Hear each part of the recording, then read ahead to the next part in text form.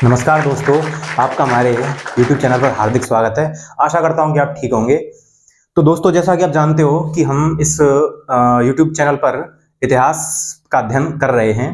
तो उसी श्रृंखला में आज हमारा जो टॉपिक है वो है महाजनपद काल और जैन धर्म।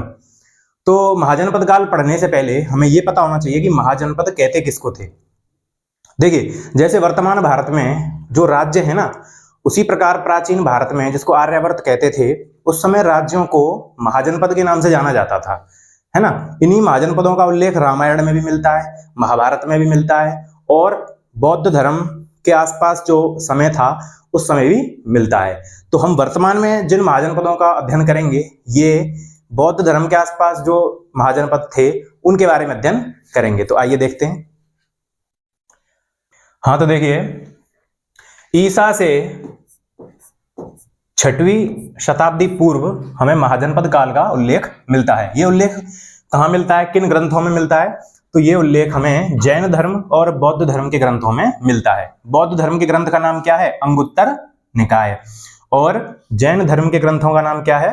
ग्रंथ का नाम क्या है? भगवती सूत्र, जिसमें हमें महाजनपद, इनकी संख्या है 16 महाजनपदों का हमें उल्लेख मिलता है।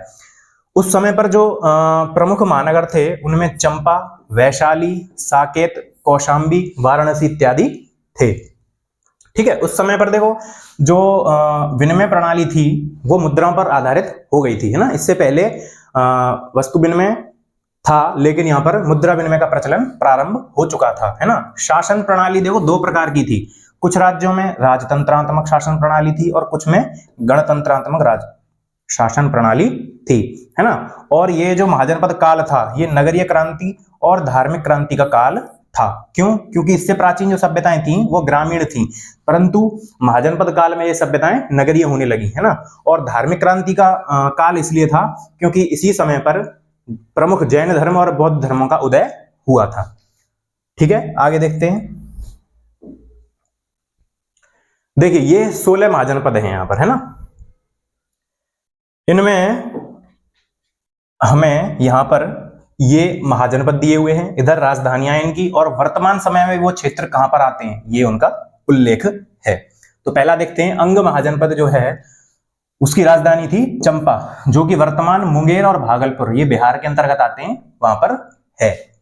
दूसरा हमारा महाजनपद है मगध, है ना। इसकी राजधानी थी राजगृह, ये गया और पटना वर्तमान बिहार में मौजूद है। तीसरा है हमारा काशी, जिसको आप लोग जानते हो, काशी विश्वनाथ का मंदिर यहाँ का बहुत प्रसिद्ध है, जिसकी राजधानी थी वाराणसी, और वर्तमान में भी ये वाराणसी के नाम से प्रख्यात है। अगला है हमारा कौशल। कौशल था श्रावस्ती, इसकी राजधानी थी। और अवध और अयोध्या का जो स्थान वर्तमान में है, ये प्राचीन काल में कौशल नाम से जाना जाता था। आप जानते हैं रामायण में भी इसका जिक्र मिलता है कि कौशल नरेश कौन थे? भगवान श्री रामचंद्र। अगला है हमारा वज्जी, जिसकी राजधानी थी वैशाली, और इसका जो इलाका है वो नेपाल की पहाड़ियों के आसपास का क्षेत्र और बिहार, जो नेपाल की पहाड़ियों से सटा हुआ है, वो वाला क्षेत्र पूरा, है ना। अगला है हमारा मल्ल, जिसकी राजधानी थी कुशीनारा, वर्तमान में बिहार के कुशीनगर स्थान को कहते हैं, है ना। अगला है हमारा चेदी, है ना, जिसकी राजधानी थी शक्तिमती, जो वर्तमान बुंदेलखंड जो उत्तर प्रदेश में आता है वो है, वो इलाका चेदी कहलाता था। अगला है हमारा वत्स, जिसकी राजधानी थी कौशांबी, और वर्तमान इलाहाबाद का क्षेत्र इसके अंतर्गत आता था, है ना। अगला है हमारा कुरु। कुरु की राजधानी थी इंद्रप्रस्थ, जो वर्तमान दिल्ली, मेरठ, है ना, गाजियाबाद, हरियाणा का जो क्षेत्र है ना। ये आप जानते होंगे, जो कुरु है ये महाभारत काल में कौरव पांडवों का जो क्षेत्र था, कौरव जो शब्द है वो बना ही कुरु से, है ना। तो ये वो वाला महाजनपद है। आगे देखते हैं। अगला है हमारा पांचाल, है ना। इसका भी आपने उल्लेख देखा होगा महाभारत में। पांचाल की ही थी, जिसकी राजधानी थी काम्पिल्य, वर्तमान में बदायूं और फर्रुखाबाद का जो क्षेत्र है वो इसके अंतर्गत आता था। मत्स्य महाजनपद की राजधानी थी बैराठ, ये वर्तमान करौली, भरतपुर और अलवर के क्षेत्र में आता था। अगला है हमारा शूरसेन, जिसकी राजधानी थी मथुरा, ये वर्तमान मथुरा का ही क्षेत्र है। अगला है हमारा अश्मक, ये ध्यान रखना, ये कई बार प्रश्न पूछा गया है कई एग्जाम में। दक्षिण भारत का एकमात्र महाजनपद है अश्मक, ठीक है, जिसकी राजधानी थी पोतन या पोटन। ये दक्षिण में गोदावरी नदी के आसपास का जो क्षेत्र था वो इसके अंतर्गत आता था, है ना। अगला है हमारा अवंती, जिसकी राजधानी थी उज्जैनी। वर्तमान में मालवा और नर्मदा नदी के आसपास का क्षेत्र इसके अंतर्गत आता था, है ना। अगला है हमारा कंबोज, जिसकी राजधानी थी राजपुर, जो कि वर्तमान जम्मू और कश्मीर, अफगानिस्तान और पाकिस्तान के आसपास का क्षेत्र था। अगला है हमारा गांधार, है ना, जिसकी राजधानी थी तक्षशिला, जो कि पेशावर और रावलपिंडी जो क्षेत्र थे उसके अंतर्गत आता था। तो देखिए ये तो हुए हमारे महाजनपद, उनकी राजधानियां और वर्तमान में ये कहां स्थित हैं इनके बारे में, है ना। तो ये महाजनपदों का उल्लेख हमने किया है। अब इसके बाद हम पढ़ेंगे जैन धर्म का उदय कैसे हुआ, है ना। जैन धर्म की सिद्धांत क्या है ना, उनके स्थापक कौन है ना, उनके स्थापक के बारे में जानकारियां, उनको ज्ञान कहां प्राप्त हुआ इत्यादि के बारे में हम आगे वीडियो में जानेंगे। तो आइए जैन धर्म को प्रारंभ करते हैं।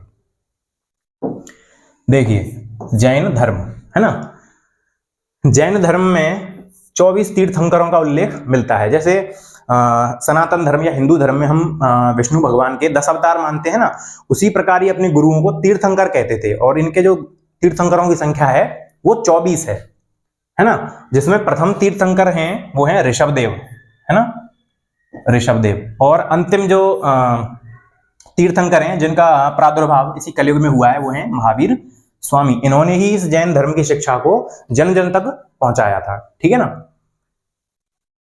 इनका जो जन्म था महावीर स्वामी का, वो जन्म हुआ था कुंडग्राम बिहार में 599 ईसा पूर्व, ठीक है। कुछ पुस्तकों में 598 भी मिलता है, तो ये कोई ऐसा विषय नहीं है। ये दोनों अगर इसको आप अपनी स्वविवेक से भी कर सकते हैं, है ना, वैसे ये अधिक सही है। उनका जन्म हुआ था कुंडग्राम बिहार में। उनके पिता का नाम था सिद्धार्थ, ठीक है, और माता का नाम क्या था, त्रिशला। उनकी पत्नी का नाम था यशोदा, और उनकी पुत्री थी जिसका नाम अणोजा भी मिलता है कुछ ग्रंथों में, लेकिन प्रियदर्शना अधिक मिलता है, ठीक है ना, ये आप ध्यान रखना, प्रियदर्शना। इनकी जो पुत्री थी, उनका जो पति थे, जो इनके दामाद थे जामाली, ये इनके प्रथम शिष्य बने थे, जो कि जैन धर्म में दीक्षित हुए थे, ठीक है ना। तो ये याद रखना है आपको, इनके प्रथम शिष्य जो जैन धर्म में दीक्षित हुए हैं वो कौन है, इनके स्वयं के दामाद जामाली, ठीक है। आगे देखते हैं। इनको जृंभिक नामक ग्राम में ऋजुपालिका नदी के तट पर कैवल्य ज्ञान की प्राप्ति हुई थी, ठीक है। जैन धर्म में कैवल्य ज्ञान को एक बहुत उच्च अवस्था माना जाता है। जैसे हमारे सनातन धर्म में, हिंदू धर्म में मोक्ष को माना जाता है ना, उसी प्रकार इसमें कैवल्य ज्ञान को माना जाता है। इसको प्राप्त करने के बाद मनुष्य को कुछ और प्राप्त करना शेष नहीं रहता, उसे संपूर्ण ज्ञान हो जाता है। तो उनको कैवल्य ज्ञान कहां पर हुआ था, जृंभिक ग्राम में ऋजुपालिका नदी के तट पर। और इनका जो निर्वाण है, मृत्यु जो हुई है इनकी, वो पावापुरी नामक स्थान पर हुई थी 527 ईसा पूर्व में, ठीक है ना। जैन धर्म में किसी की मृत्यु को निर्वाण के नाम से जाना जाता था। अब देखिए जैन धर्म के हमने तीर्थंकर पढ़े, है ना, उन प्रथम कौन थे, अंतिम कौन थे। अब हम जैन धर्म के सिद्धांत जो हैं उनके बारे में थोड़ा सा अध्ययन करेंगे। तो देखिए जैन धर्म के जो सिद्धांत है वो मुख्यतः अनीश्वरवादी सिद्धांत है। यानी जैन धर्म जो है वो ईश्वर में विश्वास नहीं करता। वो ये समझता है कि ये सृष्टि है, ये सदा से है और सदा तक रहेगी, इसका ना तो कोई निर्माण करता है ना ही इसको कोई नष्ट कर सकता है। ये इनका सिद्धांत था। और इनके सिद्धांत में त्रिरत्न का सिद्धांत मिलता है, जिसमें सम्यक ज्ञान, सम्यक दर्शन और सम्यक चरित्र के बारे में उल्लेख मिलता है ना। सम्यक ज्ञान यानी एक अच्छा ज्ञान, संपूर्ण ज्ञान, है ना। सम्यक दर्शन यानी सभी जीवों के प्रति हमारा सम्यक दृष्टिकोण होना चाहिए, और सम्यक चरित्र यानी हमारा चरित्र भी बहुत अच्छा उज्जवल चरित्र होना चाहिए, है ना। तो ये हैं जैन धर्म के त्रिरत्न। अब जैन धर्म के पंच महाव्रतों के बारे में जानेंगे, जिसमें पहला है अहिंसा, यानी किसी भी जीव को न मारना, उसे न कष्ट देना, ये क्या कहलाता है, अहिंसा। दूसरा है सत्य, यानी हमेशा सत्य बोलना, कभी भी झूठ ना बोलना, ये जैन धर्म का एक पंच महाव्रतों में प्रमुख महाव्रत है। तीसरा है अचौर्य, यानी किसी भी वस्तु की चोरी न करना। अगला है अपरिग्रह, इसका मतलब होता है किसी भी प्रकार का धन या संपत्ति संचय न करना। और अंतिम है जो महावीर स्वामी ने ये जोड़ा था, देखो पहले 4 ही महाव्रत थे, लेकिन महावीर स्वामी ने ब्रह्मचर्य नाम का एक 5वां महाव्रत जोड़कर इनकी संख्या 5 कर दी। और ब्रह्मचर्य का अर्थ आप जानते ही हैं, ब्रह्मचर्य क्या होता है, इंद्रिय निग्रह, है ना, संयम से अपने जीवन को व्यतीत करना। आगे देखते हैं, इनके जैन धर्म में जो स्यादवाद का सिद्धांत है, ये बहुत प्रमुख सिद्धांत है ना। इसको शून्यवाद या अनेकांतवाद भी नाम से भी जाना जाता था। इनकी जो ग्रंथों की भाषा है वो प्राकृत और अर्धमागधी के निकट की भाषा है ना। चिन्ह, महावीर स्वामी का जो चिन्ह था वो था सिंह। और ये ध्यान रखना है कि जैन धर्म जो है वो ईश्वर में तो विश्वास नहीं करता था, परंतु कर्मवाद और आत्मा में विश्वास करता था। आत्मा को वह अमर अजर मानते थे कि वो सदा से है और आगे सदा तक रहेगी, और आत्मा के ही कारण ये पुनर्जन्म सिद्धांत को भी मानते थे कि मनुष्य का उसके कर्मों के आधार पर बार बार जन्म होता रहता है। तो ये एक आत्मवादी सिद्धांत था जैन धर्म जो है। आगे देखते हैं, तो देखो जैन धर्म की दो प्रमुख सभाएं हुई थी, जिसमें प्रथम सभा को प्रथम जैन संगीति के नाम से भी हम जानते हैं, ठीक है ना। ये कब हुई थी? ये 322 से 298 ईसा पूर्व पाटलिपुत्र वर्तमान बिहार में हुई थी। इसके जो अध्यक्ष थे वो थे स्थूल भद्र। उस समय जो शासक थे वो थे चंद्रगुप्त मौर्य। और इस जैन संगीति में क्या हुआ था कि जैन धर्म जो था वो प्रमुख दो संप्रदायों में बट गया था, यानी श्वेतांबर और दिगंबर, है ना। इस संप्रदाय के बारे में आपको डिटेल में बताता हूं कि श्वेतांबर जो मानने वाले जो जैन धर्म के अनुयायी होते हैं वो श्वेत वस्त्रों का ही धारण करते हैं और जैन सिद्धांतों का पालन करते हुए अपने जीवन का निर्वाह करते हैं। मुंह पर भी एक सफेद वस्त्र वो रखते हैं ताकि उनके मुंह से भी किसी जीव जंतु को कष्ट न हो। अगला जो संप्रदाय था वो था दिगंबर संप्रदाय। दिगंबर संप्रदाय देखो दो शब्दों से बना है, दिक प्लस अंबर। दिक बोलते हैं आकाश को, दिक बोलते हैं आकाश को, अंबर यानी वस्त्र। जो आकाश को ही अपना वस्त्र मानते हैं वो दिगंबर कहलाते थे। ये बिल्कुल निर्वस्त्र होकर के अपना जीवन निर्वाह करते थे और जैन धर्म के सभी सिद्धांतों का पालन भी करते थे। इसके बाद जो प्रमुख संगीति हुई वो द्वितीय जैन संगीति के नाम से जानी जाती है, जो 512 ईस्वी में हुई थी। ये ध्यान रखना है आपको, ईस्वी में है, ये ईसा पूर्व नहीं है। और ये बल्लभी वर्तमान गुजरात में नामक स्थान पर हुई थी। इसके जो अध्यक्ष थे वो देवधर्मिणी या देवर्दिगणी थे, है ना। कुछ पुस्तकों में देवधर्मिणी नाम मिलता है, लेकिन कुछ पुस्तकों में देवर्दिगणी भी मिलता है ना। इसमें इस जैन संगीति में क्या हुआ, प्रमुख काम हुआ कि जैन धर्म के सभी ग्रंथों का संकलन किया गया, यानी विभिन्न तीर्थंकरों के उनके विचारों को, सिद्धांतों को पुस्तक रूप में संकलित कर दिया गया। तो आगे देखते हैं, महत्वपूर्ण तथ्य, है ना। जैन धर्म के बारे में महत्वपूर्ण तथ्य ये हैं। इसमें पहला जो महत्वपूर्ण तथ्य वो है संलेखना। संलेखना बोलते हैं कि देखो जैन तीर्थंकर, आपने भी देखा होगा कि प्रमुख जो जैन आचार्य होते हैं वो जब उन्हें दिखता है कि उनकी मृत्यु निकट आ जाती है तो वह भोजन और जल का त्याग कर देते हैं और उपवास द्वारा ही अपने शरीर का त्याग कर देते हैं। 15 दिन 20 दिन वो निराहार और निर्जला बिल्कुल व्रत रखते हैं, उपवास रखते हैं और अपने शरीर का त्याग कर देते हैं। तो ये जो विधि है शरीर त्याग करने की, मृत्यु को प्राप्त करने की, ये विधि संलेखना नाम से जानी जाती थी और अभी भी ये मौजूद है।